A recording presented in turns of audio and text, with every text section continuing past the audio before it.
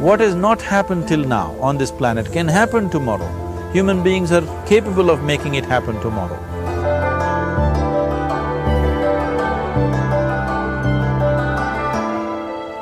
Everything we as human beings have created on this planet was essentially first created in our minds.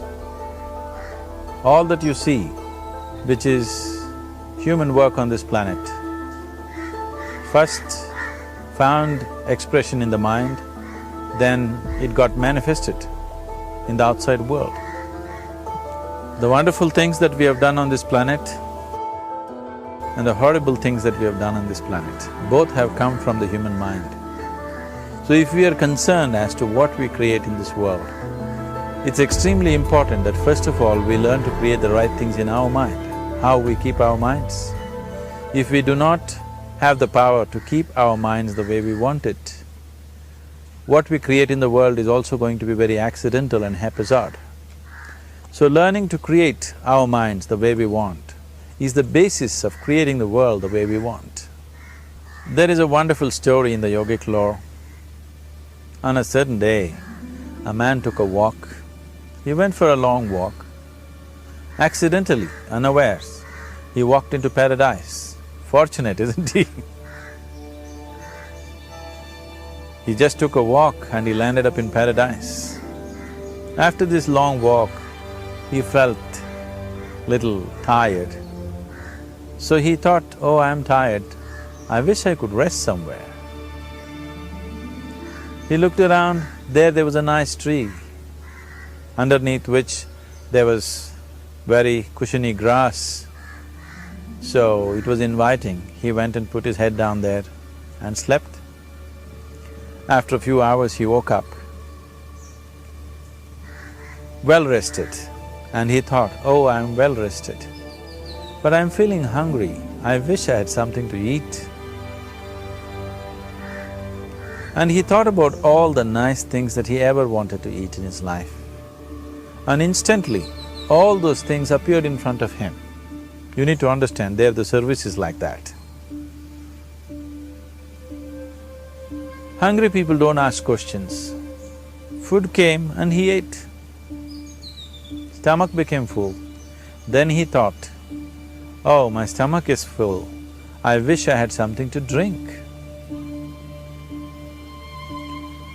All the nice things that he ever wanted to drink, he thought about it and all of them just appeared in front of him. Drinking people also don't ask questions, so he drank.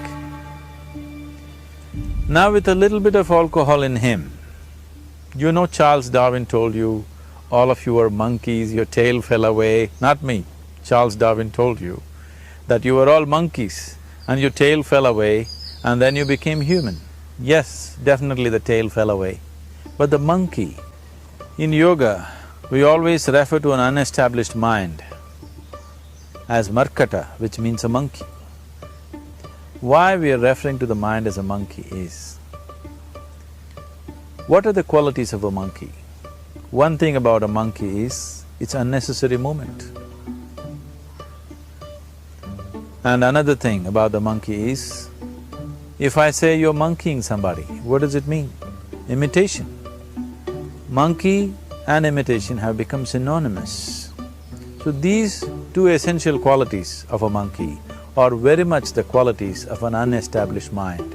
Unnecessary movement, you don't have to learn it from the monkey, you can teach it to the monkey. And imitation is full-time job of the mind. So when these two qualities are on, a mind is referred to as a monkey. So this monkey became active within him. He just looked around, thought, what the hell is happening here? I asked for food, food came. I asked for drink, drink came. There must be ghosts around here, and ghosts came. Oh, the ghosts have come, they're going to surround me and torture me, he thought. Immediately the ghosts surrounded him and started torturing him. Then he started screaming in pain and said, oh, they're going to kill me, and he died. Just now he said he's a fortunate being. The problem is he was sitting under a kalpavriksha or a wishing tree. He asked for food, food came, he asked for drink, drink came, he asked for ghost, ghost came, he asked for torture, torture came, he asked for death, death happened. Now don't go looking for these kalpavrukshas in the forest. You can barely find a tree these days. A well-established mind, a mind which is in a state of samyukti, is referred to as a kalpavriksha. If you organize your mind to a certain level of organization, it in turn organizes the whole system. Your body, your emotion, your energies, everything gets organized in that direction.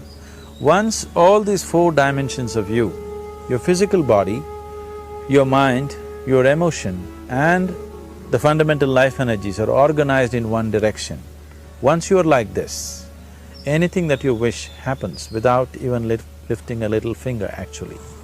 It would help to assist it with activity, but even without doing any activity, you can still manifest what you want if you organize these four dimensions in one direction and keep it unwavering in that direction for a certain period of time. Right now the problem with your mind is, every moment it is changing its direction. It is like you want to travel somewhere and every 2 steps if you keep changing your direction, the question of you reaching the destination is very remote unless it happens by chance. So, organizing our minds and in turn organizing the whole system and these four basic dimensions of who you are right now in one direction, if you do this, you are a kalpavruksha yourself. Anything that you wish will happen. But right now, if you look at your lives, everything that you have wished for till now, if it happens, you have finished. Everything and everybody that you have desired for, if all of that lands up in your house today, could you live with that? Once we're empowered like this, it's very important that our physical action, emotional action, mental action and energy actions are controlled and properly directed. If it is not so, we become destructive, self-destructive. Right now, that is our problem. The technology, which is supposed to make our life beautiful and easy, has become the source of all the problem that we are destroying the very basis of our life, which is the planet. So what should have been a boon, we are making a curse out of it. What has brought incredible levels of comfort and convenience to us in the last 100 years or so has also become a threat to our life simply because we are not conscious action, we are in a compulsive state of action. So organizing our minds fundamentally means moving from a compulsive state of activity to a conscious state of activity. You might have heard of people for whom they asked for something and beyond all expectations it came true for them. Generally this happens to people who are in faith. Now, let's say you want to build a house. If you start thinking, oh, I want to build a house, to build a house I need 50 lakhs, but I have only 50 rupees in my pocket, not possible, not possible, not possible. The moment you say not possible, you are also saying, I don't want it. So on one level, you're creating a desire that you want something, on another level, you're saying, I don't want it. So in this conflict, it may not happen. Someone who has some faith in a god or in a temple or whatever, who is simple-minded, faith works only for those people who are simple-minded. Thinking people, people who are too much thinking, for them it never works. A childlike person who has a simple faith in his god or his temple or whatever, he goes to the temple and says, Shiva, I want a house. I don't know how, you must make it for me. Now in his mind there are no negative thoughts. Will it happen? Will it not happen? Is it possible? Is it not possible? These things are completely removed by this simple act of faith. Now he believes Shiva will do it for him and it will happen. So is Shiva going to come and build your house? No, I want you to understand, God will not lift his little finger for you. What you refer to as God is the source of creation. As a creator, He's done a phenomenal job, there's no question about it. Could you think of a better creation than this? Is it in anybody's imagination to think anything better than what is there right now? So as a creator, he has done his job wonderfully well, but if you want life to happen the way you want it, because right now, the very crux of your happiness and your well-being is this: if at all if you're unhappy, the only and only reason why you're unhappy is life is not happening the way you think it should happen. That's all it is. So if life is not happening the way you think it should happen, you're unhappy. If life happens the way you think it should happen, you are happy. It's as simple as that. So if life has to happen the way you think it should happen, first of all, how you think, with how much focus you think, how much stability is there in your thought, and how much reverberance is there in the thought process will determine whether your thought will become a reality or is it just an empty thought. Or how you do not create any impediments for your thought by creating negative thought process. This possible is something possible or not possible, is destroying humanity.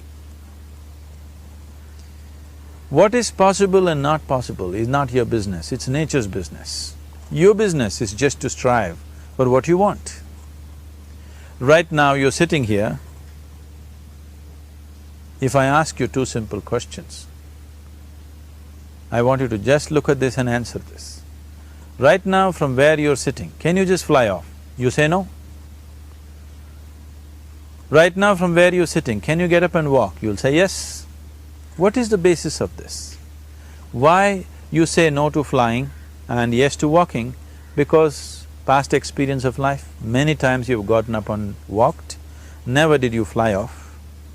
Or in other words, you're using the past experience of life as a basis for deciding whether something is possible or not possible. Or in other words, you have decided that what has not happened till now cannot happen in your life in future. This is a disgrace to humanity and the human spirit. What has not happened till now on this planet can happen tomorrow. Human beings are capable of making it happen tomorrow. So what is possible and what is not possible is not your business. That is nature's business. Nature will decide that.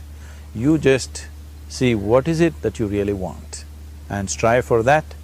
And if your thought is created in a powerful way, without any negativity, without any negative thoughts bringing down the intensity of the thought process, the first and foremost thing is you must be clear what is it that you really want.